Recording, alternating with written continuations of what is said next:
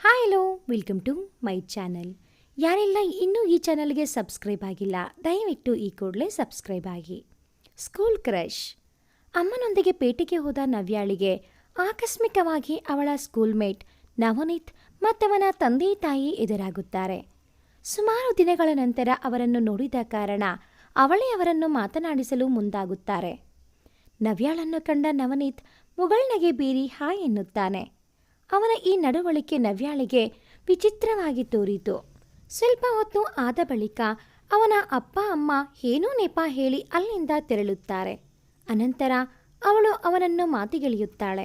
ಅವರ ಶಾಲಾ ದಿನಗಳು, ಕಾಲೇಜಿನ ಕತೆಗಳು, ಹೀಗೆ ಮಾತು ಮುಂದುವರಿಯುತ್ತದೆ. ಸ್ವಲ್ಪ ಹೊತ್ತಿನ ನಂತರ ಅವನು ಅವಳಿಗೆ ಏನೋ ತೋರಿಸಲೆಂದು ತನ್ನ ಬ್ಯಾಗ್ ತೆಗೆಯುತ್ತಾನೆ. ಆದರೆ ಅವನ ಕೈ ತಪ್ಪಿ ಫೋಟೋ ಆಲ್ಬಮ್ ಒಂದು ಹೊರಬೀಳುತ್ತದೆ. ಅವನು ಅದನ್ನು ನೋಡುವ ಮೊದಲೇ ಅದು ಆಕೆಯ ಕೈ ಸೇರುತ್ತದೆ. ಹೇ, ಅದನ್ನು ಕೊಡು ಎಂದು ಅವನು ಹೇಳುವಷ್ಟರಲ್ಲಿ ಅವಳು ಆಲ್ಬಮ್ ತೆಗೆಯುತ್ತಾಳೆ. ಮೊದಲ ಪುಟದಲ್ಲಿನ girl will you be mine ಎಂಬ ಬರಹವು ಅವಳ ತಲೆ ಕೆಡಿಸಿತು. Navneet, are you fall in love? ಅವಳು ಕೇಳಿದಾಗ ಅವನು ಹೌದೆಂದು ತಲೆಯಾಡಿಸುತ್ತಾನೆ. ನವ್ಯಾಳಿಗೆ ತನ್ನ ಪ್ರೀತಿಯನ್ನು ಕಳೆದುಕೊಂಡ ಭಾವನೆ. ಹೌದು, ನವನೀತ್ ನವ್ಯಾಳ ಮೊದಲ ಕ್ರಶ್. ಹೈಯರ್ ಪ್ರೈಮರಿ ಮುಗಿದ ಬಳಿಕ ನವ್ಯ ಪಕ್ಕದ ಪೇಟೆಗೆ ಹೋಗಿ ತನ್ನ ಪ್ರೌಢಶಾಲಾ ಶಿಕ್ಷಣ ಮುಂದುವರಿಸಬೇಕಾಗಿ ಬಂತು. ಹೊಸ ಶಾಲೆ, ಹೊಸ ಜಾಗ, ಹೊಸ ಗೆಳೆಯರು, ಎಲ್ಲದಕ್ಕೂ ಹೊಂದಿಕೊಳ್ಳಲು ಸ್ವಲ್ಪ ಸಮಯ ತೆಗೆದುಕೊಂಡಿದ್ದಳಾದರೂ ನಂತರದ ದಿನಗಳಲ್ಲಿ ಓದು ಮತ್ತು ಇತರ ಚಟುವಟಿಕೆಗಳಲ್ಲಿ ಮುಂದಿದ್ದು ಎಲ್ಲರ ಗಮನ ಸೆಳೆದಿದ್ದಳು. ನವನೀತ್ ನವ್ಯಾಳ ಕ್ಲಾಸ್ಮೇಟ್. ಅವನು ತುಂಬ ತರ್ಲೆ ಹುಡುಗ, ಆದರೂ ಅವನು ಎಲ್ಲ ಶಿಕ್ಷಕರ ಅಚ್ಚುಮೆಚ್ಚಿನ ವಿದ್ಯಾರ್ಥಿ. ಒಂದು ದಿನ ಅವರ ಸ್ಕೂಲ್ನಲ್ಲಿ ನಡೆದ ಭಾಷಣ ಸ್ಪರ್ಧೆಯಲ್ಲಿ ಅವನಾಡಿದ ಮಾತುಗಳು ಅವನ ಬಗ್ಗೆ ಇವಳು ಮತ್ತೆ ಮತ್ತೆ ಯೋಚಿಸುವಂತೆ ಮಾಡಿದ್ದು. ಕೆಲವು ದಿನಗಳ ನಂತರ ಅವಳು ಶಾಲೆಗೆ ಹೋಗುವುದೇ ಅವನನ್ನು ನೋಡಲು ಎಂದು ಹೇಳುವಷ್ಟರ ಮಟ್ಟಿಗೆ ನವ್ಯ ಬದಲಾಗಿ ಬಿಟ್ಟಿದ್ದಳು. ನವ್ಯಾಳ ಆತ್ಮೀಯ ಗೆಳತಿ ದೀಪ ಅವಳಲ್ಲಾದ ಬದಲಾವಣೆಗಳನ್ನು ಕಂಡುಹಿಡಿದು ನವ್ಯಾಳ ಬಳಿ ನೇರವಾಗಿಯೇ, ಏನೇ ನವ್ಯ, ನವನೀತ್ ಮೇಲೆ ಕ್ರಶ್ ಆಯ್ತಾ ಅಥವಾ ಲವ್ ಆಯ್ತಾ ಅಂತ ಕೇಳಿ ನವ್ಯಾಳ ತಲೆ ತಿನ್ನಲು ಶುರು ಮಾಡುತ್ತಾಳೆ. ಆಗ ನವ್ಯಾಳಿಗೆ ತಾನು ಎಂದಿನಂತಿಲ್ಲ ಬದಲಾಗುತ್ತಿದ್ದೇನೆ ಎಂಬುದು ಅರಿವಾಗುತ್ತದೆ. ಹಾಗೇನೂ ಇಲ್ಲ ದೀಪಾ ಎಂದ ನವ್ಯ ತನ್ನಲ್ಲಾದ ಬದಲಾವಣೆಗೆ ಕಾರಣ ಹುಡುಕಲು ಹೊರಡುತ್ತಾಳೆ. ಕಡೆಗೆ ಅವಳು ಕಂಡುಕೊಂಡ ಉತ್ತರವೇ ಅಟ್ರಾಕ್ಷನ್. ಹೌದು, ಇದೆಲ್ಲ ಚಿಕ್ಕ ವಯಸ್ಸಿನಲ್ಲಿ ಮಾಮೂಲಿ ಎಂದು ಯಾವುದೋ ಪುಸ್ತಕದಲ್ಲಿ ಓದಿದ್ದನ್ನು ನೆನಪಿಸಿಕೊಳ್ಳುತ್ತಾಳೆ. ಪರೀಕ್ಷೆ ಹತ್ರ ಬರ್ತಿದ್ದ ಕಾರಣ ಇದರ ಕುರಿತು ಜಾಸ್ತಿಯಾಗಿ ಯೋಚಿಸಲು ಹೋಗುವುದಿಲ್ಲ. ತಾನಾಯಿತು ತನ್ನ ಹೋದಾಯಿತು ಎಂಬಂತೆ ಪರೀಕ್ಷಾ ಸಿದ್ಧತೆ ನಡೆಸುತ್ತಾಳೆ. ಹೀಗೆ ನೋಡುತ್ತಿದ್ದಂತೆ ಎಲ್ಲ ಪರೀಕ್ಷೆಗಳು ಮುಗಿದು ಫಲಿತಾಂಶ ಹೊರಬೀಳುತ್ತದೆ. ನವ್ಯ ಉತ್ತಮ ಅಂಕಗಳನ್ನು ಗಳಿಸಿ 9ನೇ ತರಗತಿಗೆ ಕಾಲಿಡುತ್ತಾಳೆ. ಇತ್ತ ನವನೀತ್ ಕೂಡ ಒಳ್ಳೆಯ ಅಂಕಗಳನ್ನು ಗಳಿಸಿರುತ್ತಾನೆ. 9ನೇ ತರಗತಿಯ ಮೊದಲ ದಿನ ಎಲ್ಲರೂ ರಜೆಯನ್ನು ಹೇಗೆ ಕಳೆದರು ಎಂಬ ಚರ್ಚೆಯಲ್ಲಿ ಮುಳುಗಿರುತ್ತಾರೆ. ಆಗ ಅವರ ತರಗತಿಯ ಟೀಚರ್ 5-6 ವಿದ್ಯಾರ್ಥಿಗಳೊಂದಿಗೆ ಕ್ಲಾಸ್ಗೆ ಬಂದು, ನೋಡಿ ಮಕ್ಕಳೇ, ಇವರೆಲ್ಲರೂ ನಿಮ್ಮ ಕ್ಲಾಸ್ಗೆ ಹೊಸದಾಗಿ ಜಾಯಿನ್ ಆಗಿದ್ದಾರೆ ಎನ್ನುತ್ತಾ ಎಲ್ಲರ ಪರಿಚಯ ಮಾಡಿರುತ್ತಾರೆ.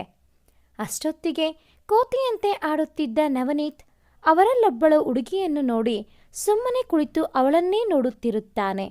ಅವನನ್ನು ಗಮನಿಸಿದ ಆಕೆ ನಕ್ಕು ಹಾಯ್ ಎನ್ನುತ್ತಾಳೆ. ಅವನು ಕೂಡ ಮುಗಳ್ನಗೆ ಬೀರಿ ಹಾಯ್ ಎನ್ನುತ್ತಾನೆ.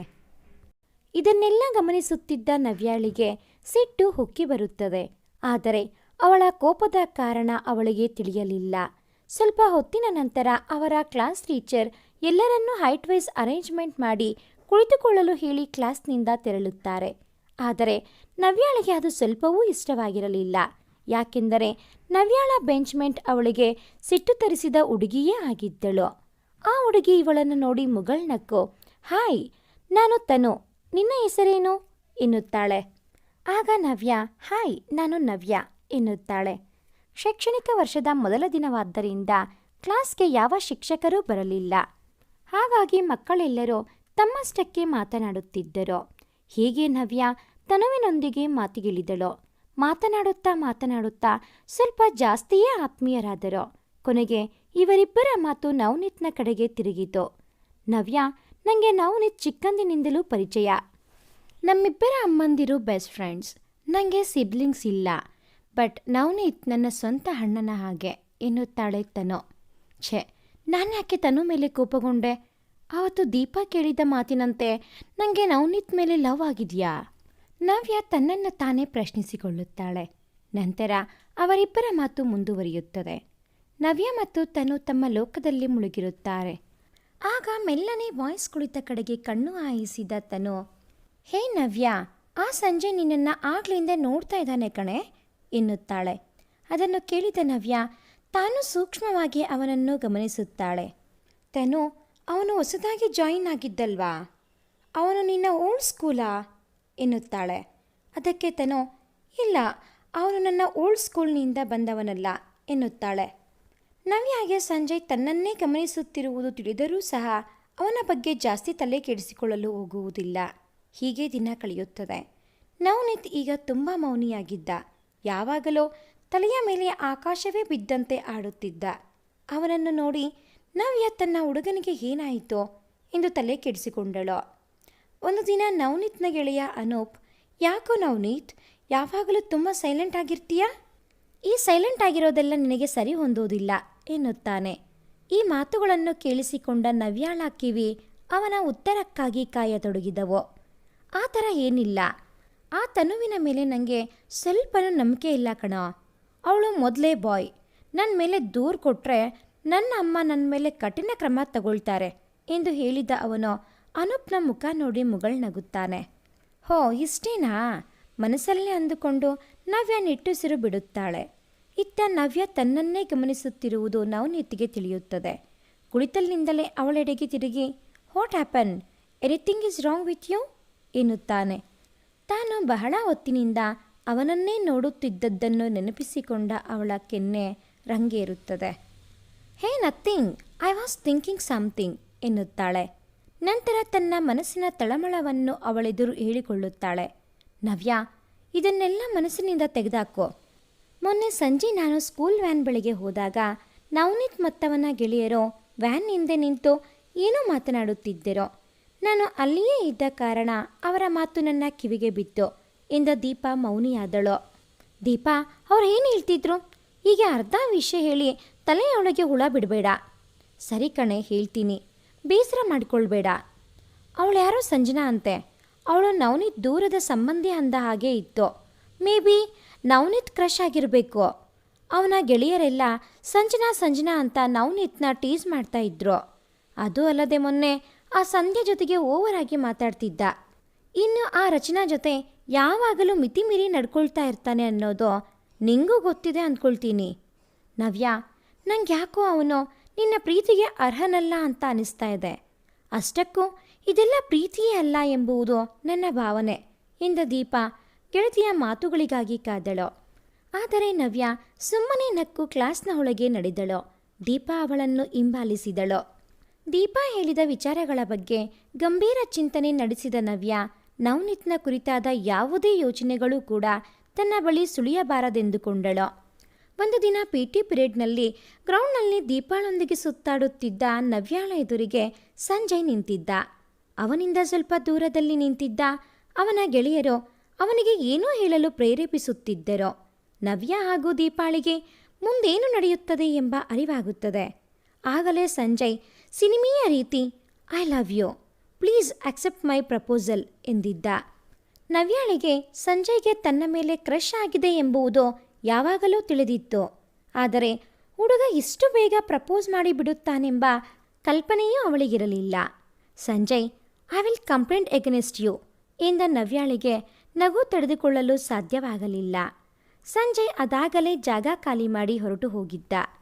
ಏನೇ ಇದು ಎಂದ ದೀಪಾ ಕಣ್ಸನ್ನೆಯಲ್ಲೇ ತನ್ನ ಬಲಗಡೆಗೆ ನೋಡಲು ಹೇಳುತ್ತಾಳೆ. ನವ್ಯ ನಿಧಾನವಾಗಿ ತನ್ನ ದೃಷ್ಟಿಯನ್ನು ಆ ಕಡೆಗೆ ಹರಿಸುತ್ತಾಳೆ. ನವನೀತ್ ಏಕಚಿತ್ತದಿಂದ ತನ್ನೆಡೆಗೆ ನೋಡುತ್ತಿರುವುದರ ಅರಿವಾಗುತ್ತದೆ. ಅವಳ ಮನಸ್ಸು ಕಂಟ್ರೋಲ್ ತಪ್ಪುವ ಎಲ್ಲ ಲಕ್ಷಣಗಳೂ ಕಾಣಿಸತೊಡಗಿತು. ಇದನ್ನರಿತ ದೀಪಾ, ಬಾರೆ ಕ್ಲಾಸ್ಗೆ ಹೋಗೋಣ ಎಂದು ಹೇಳಿ ನವ್ಯಾಳ ಕೈ ಹಿಡಿದು ಎಳೆದುಕೊಂಡು ಕ್ಲಾಸ್ಗೆ ಹೋಗುತ್ತಾಳೆ. ಅತ್ತ ಸಂಜಯ್ ಹೇಗಾದರೂ ಮಾಡಿ ನವ್ಯಾಳನ್ನು ತನ್ನ ಪ್ರೀತಿಗೆ ಒಪ್ಪಿಸಬೇಕೆಂದು ನಿರ್ಧರಿಸಿ ಅವಳ ಹಿಂದೆ ಮುಂದೆ ಓಡಾಡುತ್ತಿದ್ದ. ಆಗ ಸಂಜಯ್ ಕೈಯಿಂದ ತಪ್ಪಿಸಿಕೊಳ್ಳಲು ನವ್ಯ ಬೇಕಂತಲೇ ನವನೀತ್ ಜೊತೆ ಮಾತನಾಡುತ್ತಿದ್ದಳು. ನವ್ಯ ನವನೀತ್ ಜೊತೆಗೆ ಮಾತನಾಡುವುದನ್ನು ಗಮನಿಸಿದ ಸಂಜಯ್ಗೆ ತಾನೇನೇ ಮಾಡಿದರೂ ಈ ಹುಡುಗಿ ತನ್ನೆಡೆಗೆ ವಾಲುವುದಿಲ್ಲವೆಂಬ ಸತ್ಯದ ಅರಿವಾಗುತ್ತದೆ. ನೋಡುತ್ತಿದ್ದಂತೆ 1 ವರ್ಷವೂ ಕಳೆದು ಹೋಗಿತ್ತು. ಇನ್ನು 10ನೇ ತರಗತಿಯ ವಾರ್ಷಿಕ ಪರೀಕ್ಷೆಗೆ ಕೇವಲ ಕೆಲವು ತಿಂಗಳುಗಳು ಬಾಕಿ ಇತ್ತು. ಇತ್ತ ನವ್ಯ ತನ್ನ ಪ್ರೀತಿಯನ್ನು ಹೇಳಿಕೊಳ್ಳಲಾಗದೆ ಒದ್ದಾಡುತ್ತಿದ್ದಳು. ಹೀಗೆ ವಾರ್ಷಿಕ ಪರೀಕ್ಷೆಗಳು ಮುಗಿದು ಹೋಗುತ್ತವೆ. 10ನೇ ತರಗತಿಯ ವಿದ್ಯಾರ್ಥಿಗಳ ಸೆಂಡಪ್ ಕಾರ್ಯಕ್ರಮವು ವಿಜೃಂಭಣೆಯಿಂದಲೇ ನಡೆಯುತ್ತದೆ. ನವ್ಯ ಇನ್ನೇನು ಕ್ಲಾಸ್ನೊಳಗೆ ಹೋಗಬೇಕೆನ್ನುವ ಹೊತ್ತಿಗೆ ಸಂಜಯ್ ತನ್ನ ಬಗ್ಗೆ ಏನೋ ಹೇಳುತ್ತಿರುವುದರ ಅರಿವಾಗಿ ಅವಳ ಕಿವಿ ಚುರುಕಾಗುತ್ತದೆ. ನನ್ನ ಅದೃಷ್ಟ ಸರಿ ಇಲ್ಲ ಕಣೋ. ನವ್ಯಾಗೆ ನವನೀತ್ನ ಮೇಲೆ ಕ್ರಶ್ ಆಗಿದೆ ಅಂತ ನನ್ನ ಮನಸ್ಸು ಬಲವಾಗಿ ಹೇಳ್ತಾ ಇದೆ. ಈಗೀಗ ನವನೀತ್ ಕೂಡ ಅವಳೆಡೆಗೆ ವಾಲಿದಂತೆ ತೋರುತ್ತದೆ. ಸುಮ್ಮನೆ ಅವಳ ಹಿಂದೆ ಬಿದ್ದು ತೊಂದರೆ ಕೊಡಲು ನನಗಿಷ್ಟ ಇಲ್ಲ ಕಣೋ. ಇದನ್ನು ಕೇಳಿಸಿಕೊಂಡ ನವ್ಯಾಳಿಗೆ ಸಂಜಯ್ ಮೇಲೆ ಒಳ್ಳೆಯ ಅಭಿಪ್ರಾಯ ಮೂಡುತ್ತದೆ. ಆಗಲೇ ಕ್ಲಾಸ್ನೊಳಗೆ ಧಾವಿಸಿದ ನವನೀತ್, ಸಾರಿ, ಸಂಜೆ ನಿಮ್ಮ ಜೊತೆಗೆ ಬರೋಕ್ಕಾಗೋದಿಲ್ಲ. ನಾನು ಹೀಗೆ ಹೊರಡುತ್ತಿದ್ದೇನೆ. ಬಾಯ್ ಬಾಯ್, ಸಿ ಯು ಸೂನ್ ಗೈಸ್ ಎಂದು ತನ್ನ ಬ್ಯಾಗ್ ತೆಗೆದುಕೊಂಡು ಹೊರ ನಡೆಯುತ್ತಾನೆ. ನವ್ಯ ನವನೀತ್ನ ಜೊತೆ ಮಾತನಾಡಬೇಕು ಅಂದುಕೊಂಡದ್ದು ಅವಳ ಮನದಲ್ಲೇ ಉಳಿಯುತ್ತದೆ. ಕಾಲೇಜಿಗೆ ಸೇರುವ ಮೊದಲು 2 ತಿಂಗಳು ರಜೆ ಇದೆ. ಹಾಗಾಗಿ ಆ ಟೈಮ್ನಲ್ಲಿ ನವನೀತ್ನ ನಂಬರನ್ನು ಕಲೆಕ್ಟ್ ಮಾಡಿದರಾಯಿತು ಅಂದುಕೊಳ್ಳುತ್ತಾಳೆ ನವ್ಯ. ರಜೆಯಲ್ಲಿ ಆಗಾಗ ನವನೀತ್ನ ನೆನಪಾದಾಗ ತನ್ನನ್ನು ತಾನೇ ಸಮಾಧಾನಿಸಿಕೊಂಡು ತನ್ನ ಪಾಡಿಗೆ ಇರುತ್ತಾಳೆ. ಒಂದು ದಿನ ಅವಳ ಹೈಸ್ಕೂಲ್ ಕ್ಲಾಸ್ಮೇಟ್ಸ್ ಎಲ್ಲ ಸೇರಿ ವಾಟ್ಸಪ್ ಗ್ರೂಪ್ ಒಂದನ್ನು ಕ್ರಿಯೇಟ್ ಮಾಡ್ತಾರೆ. ಅದರಲ್ಲಿ ಏನೆಲ್ಲ ಸಾಹಸ ಮಾಡಿ ನವನೀತ್ ಫೋನ್ ನಂಬರ್ ಕಂಡುಹಿಡಿದ ನವ್ಯಾಳಿಗೆ ಏನೋ ಸಾಧನೆ ಮಾಡಿದಂತೆ ಅನಿಸುತ್ತದೆ. ಕೂಡಲೇ ಆ ನಂಬರನ್ನು ಲವ್ ಅಂತ ಸೇವ್ ಮಾಡ್ತಾಳೆ. ಸುಮಾರು ಬಾರಿ ಯೋಚಿಸಿದ ಅವಳು ಕಡೆಗೆ ಹಾಯ್, ನಾನು ನವ್ಯ ಎಂದು ವಾಟ್ಸಪ್ನಲ್ಲಿ ಮೆಸೇಜ್ ಒಂದನ್ನು ರವಾನಿಸುತ್ತಾಳೆ. ಮೆಸೇಜ್ ನೋಡಿದ ಮೇಲೆಯೂ ಆ ಕಡೆಯಿಂದ ಉತ್ತರವಿರಲಿಲ್ಲ. ತುಂಬ ದಿನ ಕಾದು ಒಂದು ದಿನ ಪುನಃ ಮೆಸೇಜ್ ಮಾಡ್ತಾಳೆ. ಆದರೆ ಈ ಬಾರಿ ಕಳುಹಿಸಿದ ಮೆಸೇಜ್ಗೆ ಡಬಲ್ ಟಿಕ್ ಬರಲೇ ಇಲ್ಲ. ಅವನು ಅವಳ ಕಾಂಟ್ಯಾಕ್ಟನ್ನು ವಾಟ್ಸಪ್ನಲ್ಲಿ ಬ್ಲಾಕ್ ಮಾಡಿದ್ದ. ಅದಕ್ಕೆ ಕಾರಣವೇನೆಂದು ತಲೆ ಕೆಡಿಸಿಕೊಂಡವಳಿಗೆ ಉತ್ತರ ಹೊಳೆಯಲೇ ಇಲ್ಲ. ಹಾಗೆ ಸುಮಾರು ದಿನಗಳು ಕಳೆದವು. ಪರೀಕ್ಷೆಯ ಫಲಿತಾಂಶ ಪ್ರಕಟವಾಯಿತು. ಇಬ್ಬರು ಬೇರೆ ಬೇರೆ ಕಾಲೇಜ್. ನವ್ಯಾಳಿಗಂತೂ ಅವನನ್ನು ನೋಡದೇ ಇರುವುದು ದೊಡ್ಡ ಸವಾಲಾಗಿತ್ತು. ಒಂದು ದಿನ ಯಾವುದೋ ಸೋಷಿಯಲ್ ಮೀಡಿಯಾದಲ್ಲಿ ಅವನ ಇರುವಿಕೆಯನ್ನು ಅರಿತ ಇವಳು ಫ್ರೆಂಡ್ ರಿಕ್ವೆಸ್ಟ್ ಕಳಿಸಿಯೇ ಬಿಟ್ಟಳು. ಆದರೇನು ಪ್ರಯೋಜನ? ಬ್ಲಾಕ್ ಮಾಡುವುದನ್ನು ನವನೀತ್ಗೆ ಹೇಳ್ಕೊಡ್ಬೇಕಾ? ಈಗ ನವ್ಯ ನಿಜಕ್ಕೂ ಕಂಗಾಲಾಗಿದ್ದಳು. ಅವಳ ಬೇಜಾರು ಕೋಪಕ್ಕೆ ಎಡೆ ಮಾಡಿಕೊಡುತ್ತದೆ. ತಾನೂ ಅವನ ಅಕೌಂಟನ್ನು ಬ್ಲಾಕ್ ಮಾಡುತ್ತಾಳೆ. ಅವನ ಮೊಬೈಲ್ ನಂಬರ್ ಡಿಲೀಟ್ ಮಾಡುತ್ತಾಳೆ. ಈಗ ನವ್ಯ MBBS ಪದವೀಧರೆ. ಆದರೆ ಅವಳ ಹೃದಯದಲ್ಲಿದ್ದ ನವನೀತ್ ಸ್ಥಾನವನ್ನು ಬೇರೆಯವರಿಗೆ ನೀಡುವುದನ್ನು ಕನಸು ಮನಸ್ಸಿನಲ್ಲಿಯೂ ಯೋಚಿಸಲಾರಳು. ನವನೀತ್ ಇಂಜಿನಿಯರಿಂಗ್ ಮುಗಿಸಿ ಕೆಲಸದಲ್ಲಿರುವ ಮಾಹಿತಿಯನ್ನು ಅವಳು ಕಲೆ ಹಾಕಿದ್ದಳು. ಈಗ ನವನೀತ್ಗೆ ಯಾರ ಮೇಲೆಯೂ ಪ್ರೀತಿ ಉಂಟಾಗಿದೆ ಎಂದು ತಿಳಿದ ಅವಳ ಹೃದಯವೋ ಭಯಭೀತವಾಗಿತ್ತು. ಬಾರದ ಮುಗಳ್ನಗೆಯನ್ನು ತುಟಿಗೆ ತಂದುಕೊಂಡು, ಯಾರದು ನಮ್ಮ ನವನೀತ್ನ ಮನಗೆದ್ದವಳು ಎನ್ನುತ್ತಾ ತನ್ನ ಭಾರವಾದ ಹೃದಯದಿಂದ ನವ್ಯ ಮುಂದಿನ ಪುಟ ತೆರೆಯುತ್ತಾಳೆ. ಅದರಲ್ಲಿನ ತನ್ನ ಫೋಟೋಗಳನ್ನು ನೋಡಿ ಅವಳು ಶಾಕ್ ಆಗ್ತಾಳೆ. ಮುಂದಿನ ಪುಟಗಳನ್ನು ಆತುರದಿಂದ ತೆರೆದ ಅವಳು ಅವನ ಮುಖವನ್ನು ನೋಡುತ್ತಾಳೆ. ತುಂಟನಗೆ ಬೀರಿದ ಆತ, ನಿನ್ನ ಹುಟ್ಟಿದ ಹಬ್ಬದ ದಿನ ಇದನ್ನು ಗಿಫ್ಟ್ ಮಾಡಬೇಕು ಎಂದುಕೊಂಡಿದ್ದೆ. ಆದರೆ ಅವನ ಮಾತು ಇನ್ನೂ ಮುಗಿದಿರಲಿಲ್ಲ. ಅವಳು ಅವನ ಕೈಗಳನ್ನು ಹಿಡಿದು ಭಾವುಕಳಾದಳು. ಅವಳ ಮನಸ್ಸು ನಿರಾಳವಾಗಿತ್ತು. ಬಿಕಾಸ್ ಅವಳ ಮೊದಲ ಪ್ರೀತಿ ಅವಳನ್ನು ಹುಡುಕುತ್ತಾ ಅವಳೆಡೆಗೆ ಬಂದಿತ್ತು. ಸಾರಿ ಕಣೆ, ನಂಗೂನು ಹೈಸ್ಕೂಲ್ನಲ್ಲೇ ನಿನ್ನ ಮೇಲೆ ಕ್ರಶ್ ಆಗಿತ್ತು. ಪ್ರತಿ ಸಲ ನಿನ್ನ ಹೊಟ್ಟೆ ಉರಿಸುವ ಸಲುವಾಗಿ ರಚನಾ ಸಂಧ್ಯಾ ಜೊತೆ ಜಾಸ್ತಿ ಸಲುಗೆಯಿಂದ ವರ್ತಿಸುತ್ತಿದ್ದೆ. ನಿನ್ನ ಜೊತೆ ಕಾಂಟ್ಯಾಕ್ಟ್ನಲ್ಲಿದ್ದರೆ ನನ್ನ ಮನಸ್ಸು ಎಲ್ಲಿ ಹಾದಿ ತಪ್ಪುತ್ತದೋ ಎಂಬ ಭಯದಿಂದ ನಿನ್ನ ಮೇಲಿರುವ ಪ್ರೀತಿಯನ್ನು ಮುಚ್ಚಿಟ್ಟು ಎಲ್ಲ ಸೋಷಿಯಲ್ ಮೀಡಿಯಾದಲ್ಲಿ ಬ್ಲಾಕ್ ಮಾಡಿದ್ದೆ. ನಿನ್ನ ವಾಟ್ಸಪ್ ಪ್ರೊಫೈಲ್ ಫೋಟೋಸ್, ಸ್ಟೇಟಸ್ ಎಲ್ಲವನ್ನು ಸ್ಕ್ರೀನ್ಶಾಟ್ ಹೊಡೆದು ನನಗೆ ಸೆಂಡ್ ಮಾಡಲು ತನು ಹತ್ರ ಹೇಳಿದ್ದೆ. ನನ್ನ ಮನೆಯವರೆಲ್ಲರೂ ನಾನು ನಿನ್ನನ್ನು ಮದುವೆಯಾಗುತ್ತೇನೆಂದಾಗ ಒಪ್ಪಿಗೆ ನೀಡಿದರು. ಇನ್ನು ಉಳಿದಿರುವುದು ನಿನ್ನ ಮನೆಯವರನ್ನು ಒಪ್ಪಿಸುವ ಕೆಲಸ. ಈಗ ಅದು ಕೂಡ ಭಾರದಿಂದ ಸಾಗುತ್ತಿದೆ ಎಂದು ನವನೀತ್ ನವ್ಯಾಳನ್ನು ತನ್ನ ಕಾರ್ ನಿಲ್ಲಿಸಿದ ಸ್ಥಳಕ್ಕೆ ಕರೆದುಕೊಂಡು ಹೋಗುತ್ತಾನೆ.